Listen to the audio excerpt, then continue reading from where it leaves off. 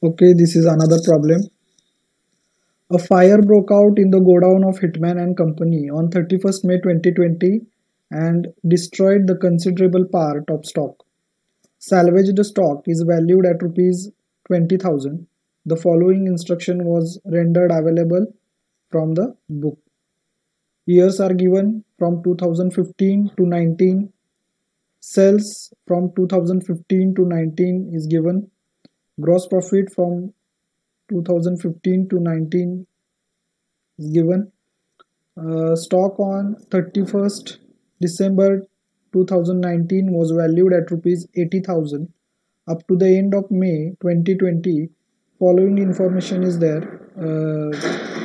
Purchases 8 lakh 60,000, sales 12 lakh, wages 2 lakh 30,000, carriage inward 40,000, and they asked to prepare the statement of fire claim on insurance company.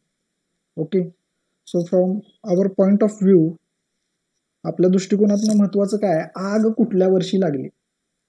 2020, बरोबर. 31 मे 2020 ला काय लागलेली आहे? आग लागलेली आहे. ठीक आहे.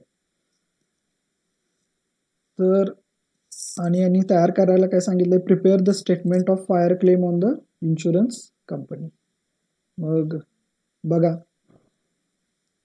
काय काय इन्फॉर्मेशन दिले आणि आपल्याला किती उत्तरं तयार करावी लागतील. आपली उत्तरं दोन.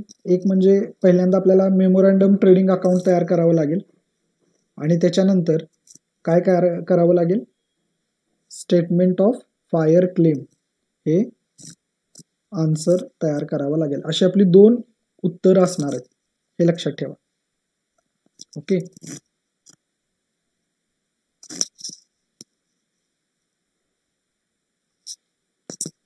चला मग आपण मेमोरँडम ट्रेडिंग अकाउंट तयार करू.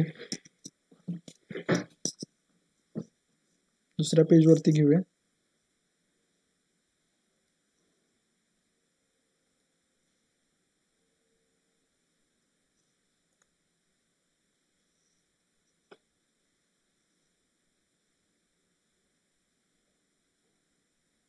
This is our answer.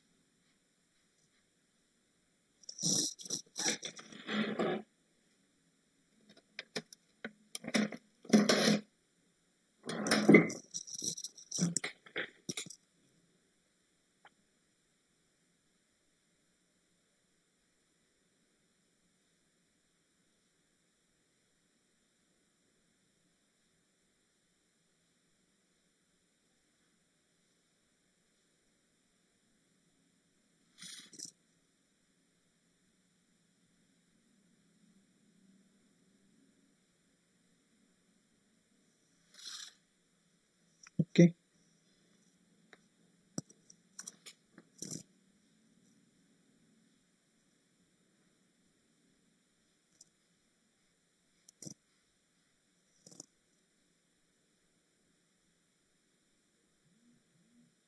Particulars amount, particulars amount. Okay, now memorandum trading account for the period of. Okay, आग कधी लागली? 31 मे 2020, बरोबर. यावर्षी आग लागलेली आहे. So for the period of 31/5/2020. Okay,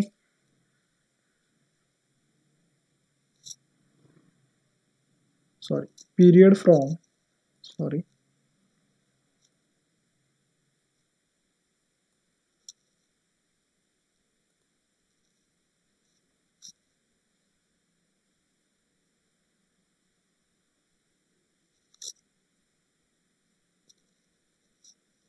for the period from, right, period from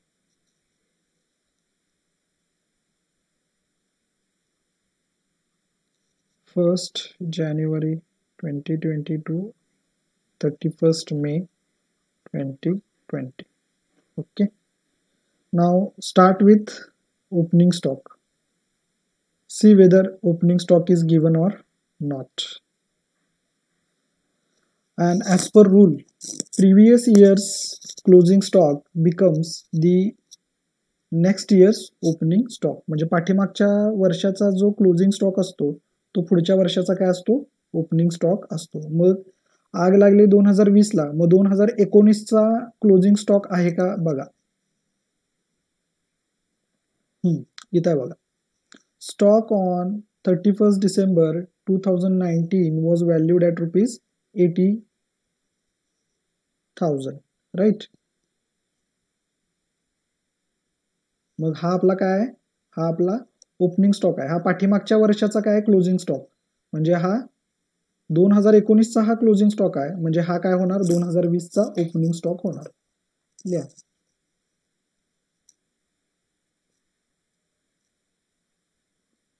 $80,000. Purchases आहेत का बघा.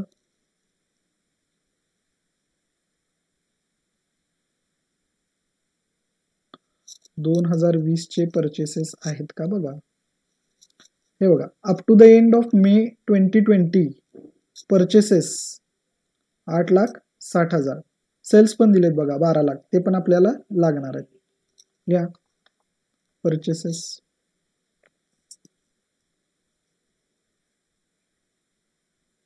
$8,60,000 bye cells 12 lakh.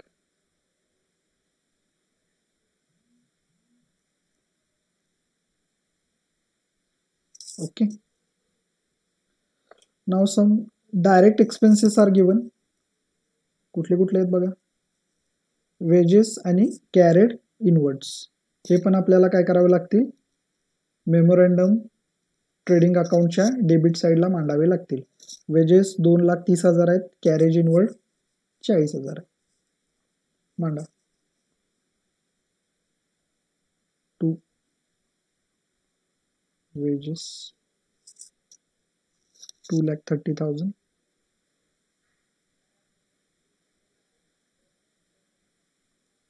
2 carriage inward,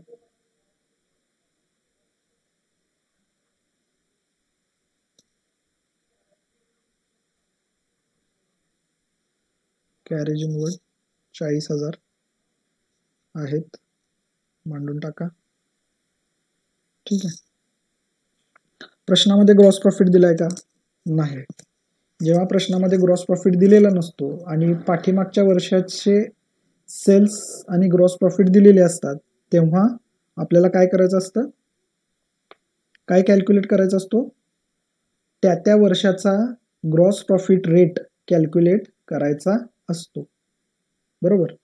मग 2015, 16, 17, 18, 19चा ग्रॉस प्रॉफिट रेट कॅल्क्युलेट करायचा आणि त्यांचा ट्रेंड काय बघायचा.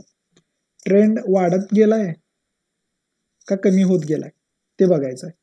चला मग आपण आपलं सूत्र वापरायचं आहे. ग्रॉस प्रॉफिट रेट काढत असतानाच gross profit divided by sales into 100, right. चलो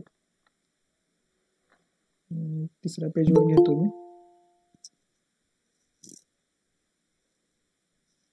काय म्हणायला, calculation of gross profit rate. चला आता 2015चा काढूया. सूत्र काय, gross profit upon sales into 100, हे सूत्र वापरायचं आपल्याला. मग gross profit upon sales into 100, gross profit किती आहे, divided by sales 15 lakh into 100. प्रश्नात आहे बघा, ग्रॉस प्रॉफिट 5,25,000 आणि इकडं 15 लाख. याला इंटू 100 करायचं आहे. तसं प्रत्येक वर्षाचं करत जायचं आहे. प्रॉब्लेम आहेच तुमच्याकडं, मी इथं मांडून दाखवतो. चला, याचा रेट किती येतो सांगा मला. याचा रेट 35% यावा. 2016चा काढा.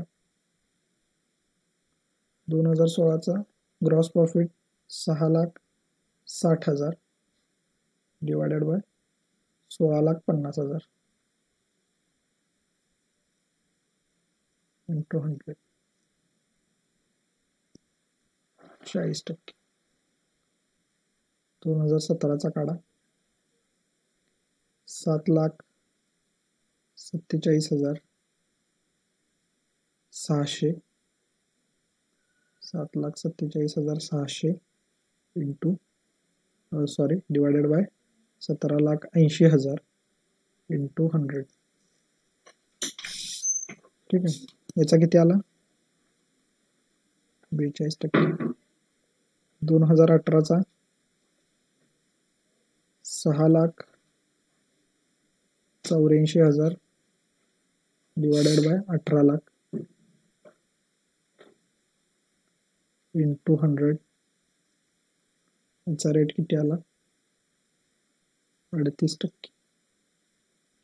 2019चा बघा, 9 लाख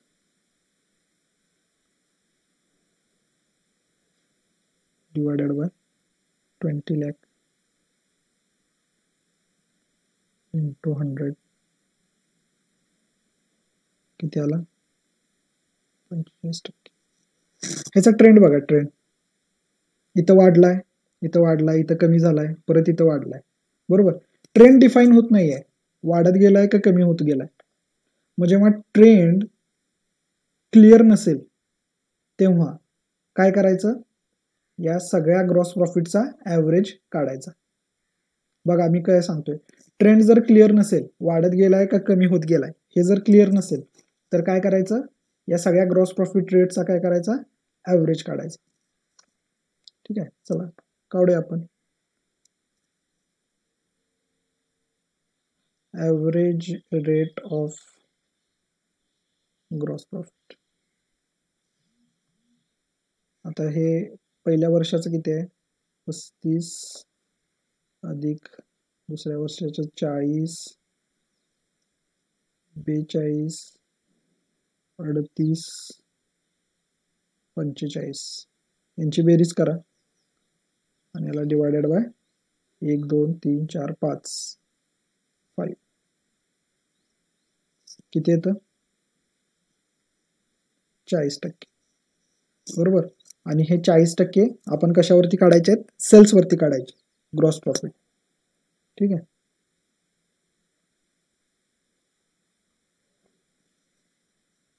आता टू ग्रॉस प्रॉफिट 40% ऑन 12 लाखावरती काढायचे सेल्सच्या.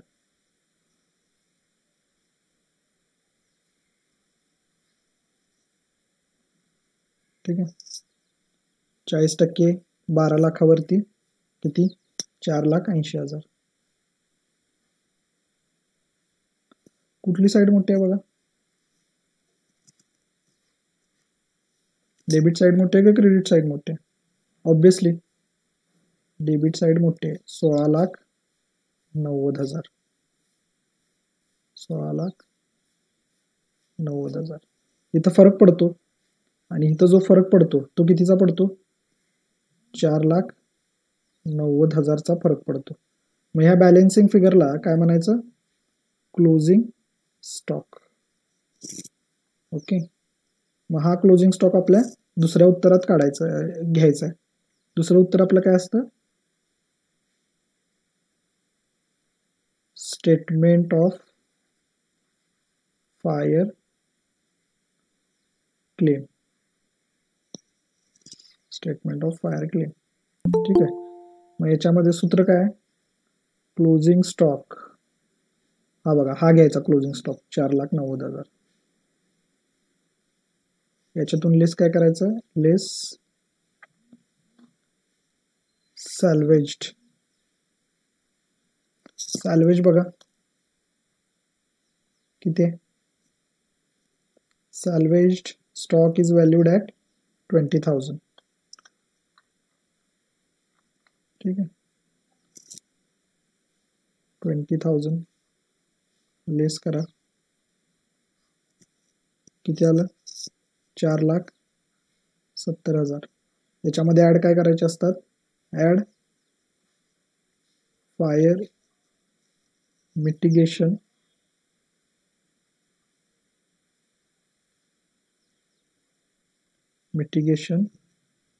expenses which is not available in the problem. So our claim is 4,70,000. Okay, thank you.